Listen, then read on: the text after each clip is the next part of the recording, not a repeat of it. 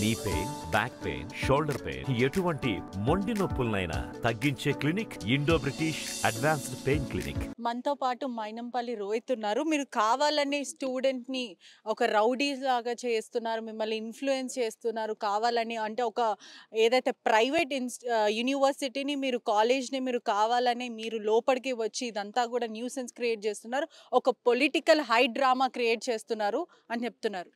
నేను ఇవాళ ఒకటే చెప్తా ఉన్నానండి, ఇవన్నీ కూడా ఫేక్ అండ్ ఫాల్స్ అలిగేషన్స్, అర్థం లేని మాటలు. ఇవాళ నా వెనకాల ఉన్నది మల్లారెడ్డి కాలేజ్ స్టూడెంట్స్. వాళ్ళంతల వాళ్ళు మా ఇంటికి వచ్చి, అంటే మా ఇల్లు అంటే వాళ్ళ ఇల్లు, వాళ్ళ ఇల్లు అంటే మా ఇల్లు, మేము అట్లా ఉంటాం, వచ్చి ఇట్లా అన్యాయం జరుగుతుందన్న, ఆఖరికి మా దగ్గర ఫీజులు దోచుకుంటుర్రు, మా డబ్బులు దోచుకుంటుర్రు, మా పేరెంట్స్ వస్తే బౌన్సర్లను పెట్టి ఎలగొడుతుండ్రు, ఆఖరికి మేము తినే భోజనంలో కూడా పురుగులు వస్తూ ఉన్నాయి. ఇంత అన్యాయం జరుగుతుందన్న ఎట్లా? మరి ఇన్ని రోజులేమో ఆయన మంత్రిలాగా మొత్తం కూడా మేనేజ్ చేస్తూ ఉన్నాడు. మరి మా గొంతు మేము లోపలనే కుమిలి చచ్చిపోతున్నామన్నా, లోపల మర్డర్లైనా సూసైడ్లైనా బయటికి వస్తలేవన్నా, మీరు రావాలి అంటే మేము రావడం జరిగింది. మా అంతలో నేను ఒకటే చెప్తా ఉన్నా, వీళ్ళు ఇవాళ విద్యార్థులను, ఎడ్యుకేషన్ని, హెల్త్ని పాలిటిక్స్ కోసం వాడుతూ ఉన్నారు. వీళ్ళు పాలిటిక్స్ని వాళ్ళ ఎడ్యుకేషన్, హెల్త్, మన స్టూడెంట్స్కి అగెన్స్ట్గా వాడుతూ ఉన్నారు. ప్రతి ఒక్క దాంతో కూడా వీళ్ళు వ్యాపారం చేస్తూ ఉన్నారు. వాళ్ళలాగా వ్యాపారం చేసేటోళ్ళం మేము కాదు, ఏదో ప్రభుత్వం రాగానే ఆ పార్టీలోకి వెళ్ళేటోళ్ళం మేము కాదు. ఒక ప్రభుత్వానికి అగెన్స్ట్గా ఒక ముఖ్యమంత్రి, అప్పుడు ఆనాడు ముఖ్యమంత్రికి అగెన్స్ట్గా కొట్లాడి పోరాడి గెలిచి వచ్చిన వాళ్ళము.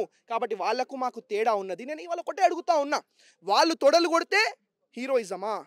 మేము ప్రజల కోసం కొట్లాడితే, విద్యార్థుల కోసం పోరాడితే మాది రౌడీజమా అని చెప్పి మిమ్మల్ని అడుగుతా ఉన్నా. అంటే విద్యార్థులని మీరు కావాలని ఇన్ఫ్లుయెన్స్ చేస్తున్నారు. ఎంతటి విద్యార్థులన్నా అంత ధైర్యం ఉండదు ఒక దిష్టి బొమ్మని తగలబెట్టే అంత.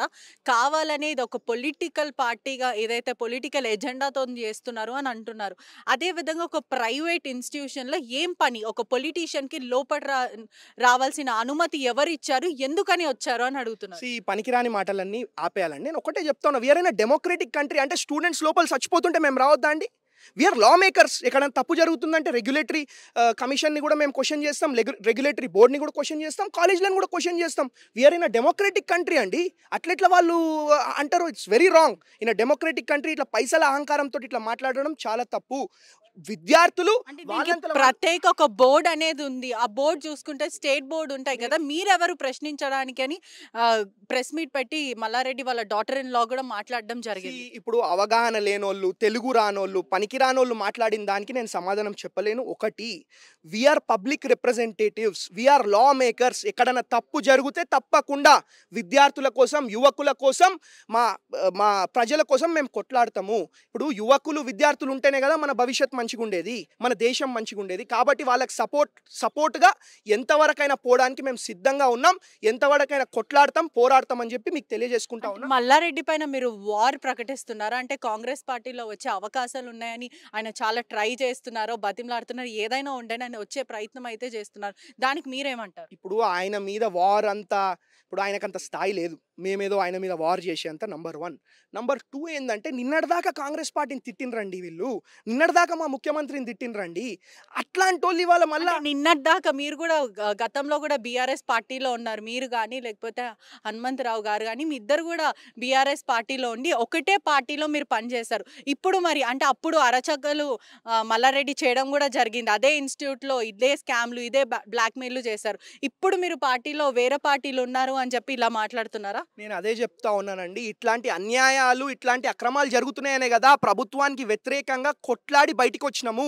ప్రభుత్వం ఉన్నప్పుడే మేము బయటికి రావడం జరిగింది. వీళ్ళలాగా ప్రభుత్వం ఉన్నప్పుడు ఆ మాట మాట్లాడి ప్రభుత్వం పోయినాక వేరే పార్టీలో జాయిన్ కాలే.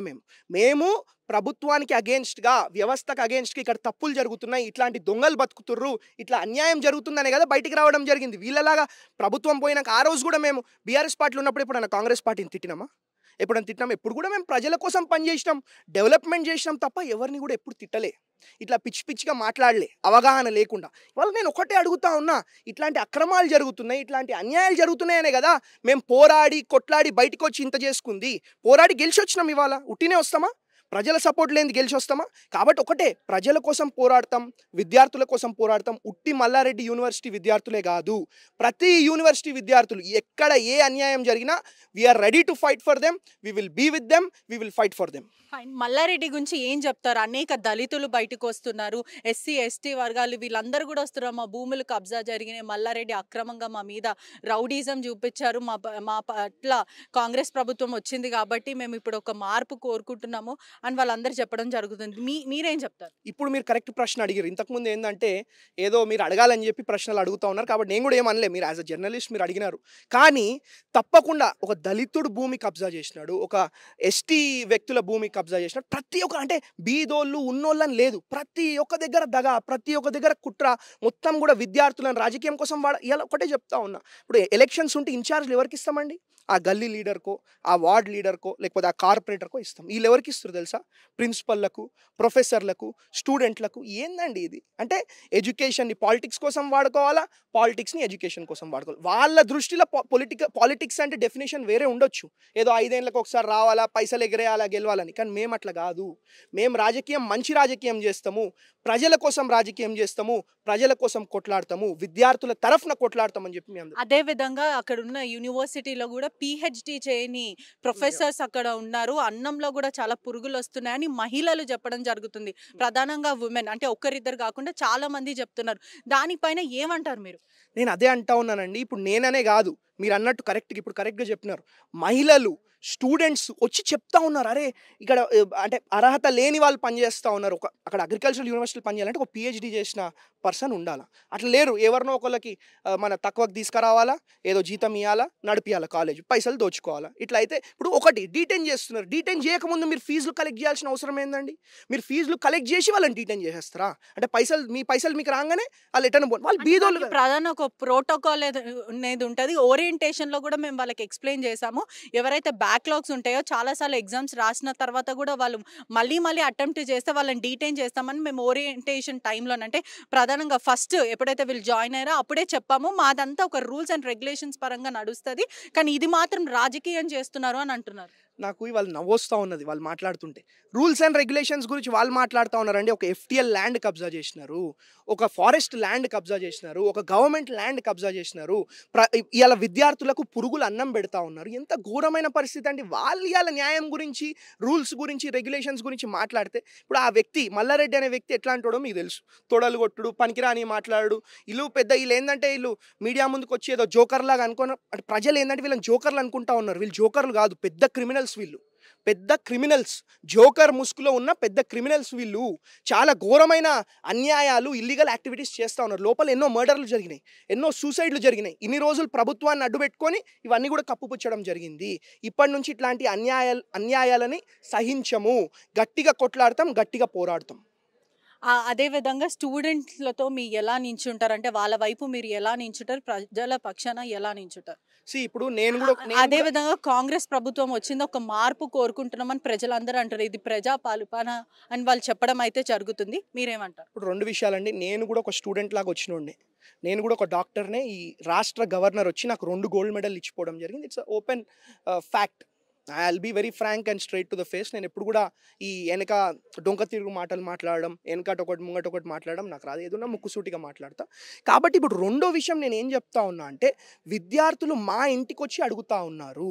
మా ఇంటికి వచ్చి అడిగితే తప్పకుండా వాళ్ళ వైపు నిలబడతాము. ఈ విద్యార్థి అనే కాదు, ఏ విద్యార్థి వచ్చినా, ఏ యువకుడు వచ్చినా వాళ్ళు కష్టాలలో ఉన్నారంటే తప్పకుండా వాళ్ళ కోసం కొట్లాడతాం, పోరాడతాం. ఇంకో క్వశ్చన్ ఏదో అడిగినారని నేను మర్చిపోయినా. What is other question? Students and ప్రజల పట్ల ఎలా నించుంటారు? యా, డెఫినెట్గా స్టూడెంట్స్ అండ్ ప్రజల పక్షాన, అంటే వాళ్ళ కోసం మేము కొట్లాడతాం, పోరాడతాం, ఎక్కడికైనా పోవడానికి సిద్ధం. ఎవరికి కూడా భయపడం. వీళ్ళు ఏదో బయట మాట్లాడుతూ ఉన్నారంటే వీళ్ళని మేనేజ్ చేసేస్తాం, వాళ్ళని మేనేజ్ చేసేస్తామని మైనంపల్లి హనుమంతరావుని, మైనంపల్లి రోహిత్ని వీళ్ళ అయ్యలు, తాతలు, ముత్తాతలు వచ్చినా మేనేజ్ చేయలేరు.